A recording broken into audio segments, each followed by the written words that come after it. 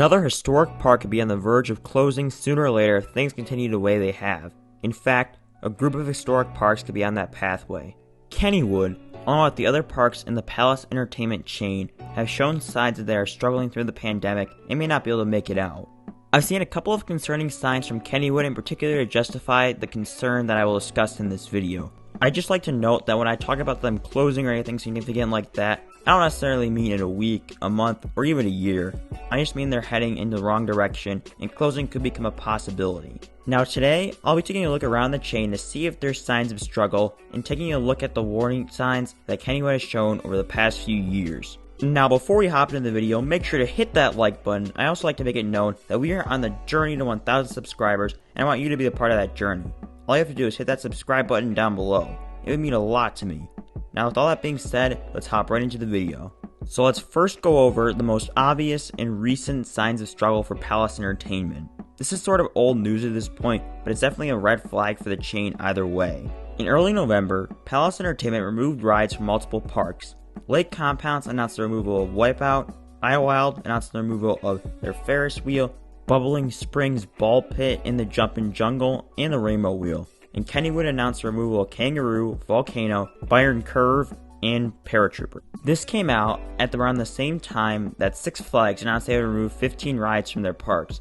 Six Flags generally perceived to not be in the greatest position financially. They will remove an average of 1 ride per park because they own 15 parks. Palace Entertainment, on the other hand, owns 5 parks, and they are removing 8 attractions, in total putting them at an average of removing 1.6 rides per park. That stat alone shows that Palace Entertainment is doing a lot to cut back costs this off-season.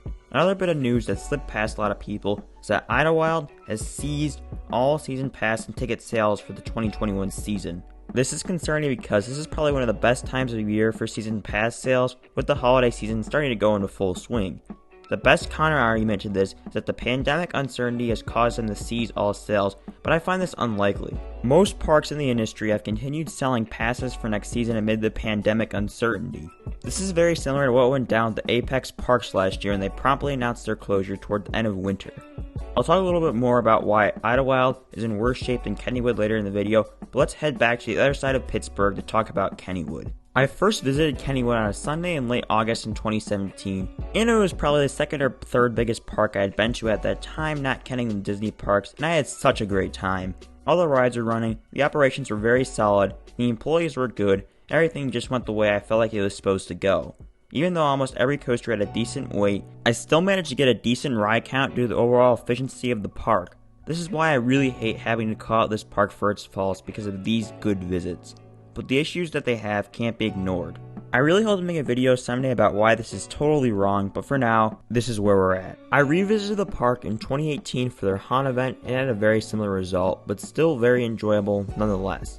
However, some of the park's problems became evident. Skyrocket and Black Widow were closed, but it wasn't a huge disruption in my day. However, Kennywood seemed to keep having issues with these rides. Skyrocket was down for 14 months, but this one was a little more excusable than the other situations. They needed a new generator for the launch motor, and the Skyrocket model is unique and isn't compatible with the Skyrocket 2, so it needed to be customly built. This happens, but it's still a bad look for the park, especially when the first thing you see when you walk through the tunnel is a closed coaster. More recently, a wheel on one of the coaster's 2 trains fell off, so they lost the train for half the 2020 season. They only had 1 train with even less capacity than it would have had in a normal year, which is an even worse look for the park because lines have become easily over an hour on a daily basis for this coaster. This is just a really bad look for the maintenance team and the park as a whole. Another issue that is still ongoing is Black Widow. This ride has been closed for over 2 years without explanation. Like, what's going on? Rumor has it that the ride needed a replacement gearbox, but the first one they used broke down. The second gearbox worked, but it had already been a year and a half since the ride went down and the park can only install those in the off season. The ride was seen testing after the park closed for the year, so that's a good sign. But yet again, having one of your most popular rides go down for 2 years without much of an explanation is another example of not taking too much pride in your park. Now it's time to talk about what might be the worst of them all. Steel Curtain, the park's tallest coaster, was closed for all of 2020. In July of 2019, the ride opened to many issues instantly, like long lines, slow operations, and worst of all, consistent downtime. Many people were hoping to catch a ride on it in 2020, but unfortunately, that couldn't happen. Apparently, Kennywood decided to make some modifications on its seatbelts and dispatch system that kept it closed for the whole season. This is pretty dumb, considering that they had an extra long off-season to get things figured out. From what I've heard, they still proudly advertise this coaster as the best new coaster of 2019, even though nobody could ride it.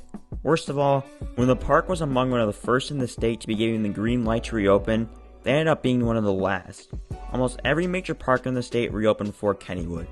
This actually wasn't fully the park's fault because of some restrictions placed on Allegheny County, but they still planned the reopening date to be later than a park like Hershey Park, who opened its gates the second after they heard they would get the green light. All this information tells you that people who run Kennywood are kind of being a little bit lazy and they aren't willing to invest money to get the park more reliable attractions and upkeep those attractions and the park as a whole. I'm not necessarily taking a shot at the people who run the park day to day, but there's definitely some ownership issues. Now let's get on to the real head scratcher. This is the one that really pulled it all together for me. When Kennywood announced the removals of Kangaroo, Byron Curve, Volcano, and Paratrooper, that hit different. This is a very shocking and saddening move by the park, and there's really no way around it. It was a solely financially based move. This is worrisome. Let's take a look at what they're getting from this. Let's see, they removed 4 classics that will anger the park patrons even further. They clear no land, and they probably just end up replacing them with food stands. Looking at it ride by ride, some decisions were better than others. Paratrooper was on the older side, and it wasn't the rarest attraction, so maybe it was worth it, but who knows. Volcano was a ride that was definitely on the clock due to the lack of parts for older enterprises, but here's what made that one a head scratcher.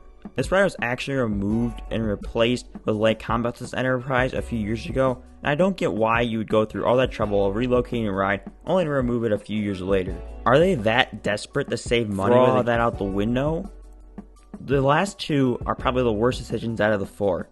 Byron Curve had been brought back in 2009 after the first iteration of it had been removed a few years prior. Once again, why do you remove such an iconic ride with so few years of operation? The last one is the saddest. Kangaroo has been at the park since 1964 and was the last ride of its kind. This ride had always had a line when I was at the park. I rode it twice and it was so much fun with its crazy airtime. They already made in-house parks for this ride for so long, but all of a sudden they decided to pull the plug after all those years. It lost a wheel earlier in the year, so that's maybe what pushed it over the edge, but still. Also, I find it interesting how 2 rides lost wheels in the same year where they had plenty of extra time to work on them. This is just a huge head scratcher. They're willing to sacrifice these rides and some of the classics that help build up the park's atmosphere for the money. That's what this is all about. All parks want money, but it's a few certain parks that are willing to swoop down this low and sacrifice this much for the money. I'm a little bit concerned about the future for this park if they have to make these kinds of decisions to help keep the park going. Another big problem is that Steelers Country has been delayed for 2 years. 2 years! This is starting to get insane. They've had so much time to finish it and they still couldn't. One might argue that they're waiting for the pandemic to be over so they can officially open it, and I can see that, but from what I've seen, they have plenty of interest in getting money, and we know how much the locals love the Steelers, and heck, I've been waiting for Steelers Country to open up because I'm a big Steelers fan and I was really hyped for it. They've also struggled with Thomastown as well, so I'm starting to pick up on a pattern of lackluster beginnings for new additions. The other crazy thing is that Kennywood must pull in decent attendance numbers because they always seem to be busy unless operations are just that bad, so who knows what this is all about. They have such a big audience for the park where they could do so much, but instead they choose to cheaply invest so they can try to save money, not caring about the guest experience. The most recent thing that happened with the park is they just put in a new policy with children under 17 needing a chaperone after 4 p.m. and the whole time for their Halloween and Christmas events. I find this to be sort of dumb. They're probably looking to prevent fights, which could have been common at the park, but it's a flawed plan because they have to cut so much of their audience off to enforce these rules. So many kids come to amusement parks in general, and this doesn't seem very smart. This is just a bad situation, and we'll have to see how this rule is enforced. So let's switch gears a bit and head back to Idlewild for a minute. I already talked about the ride removals and the ticket and season pass anomalies, so there's one more issue that makes me even more concerned about this park than Kennywood. This park hasn't gotten a major addition since 2011 with their wave pool. This was probably hurt by the accident of roller coaster even more. You might say that this park is small and doesn't deserve an investment because it's small. Well, the only thing they've gained in the last few years is new theming, and across the state, Dutch Wonderland just got their first major steel coaster just recently in 2018, while Idlewild is out here moving rides.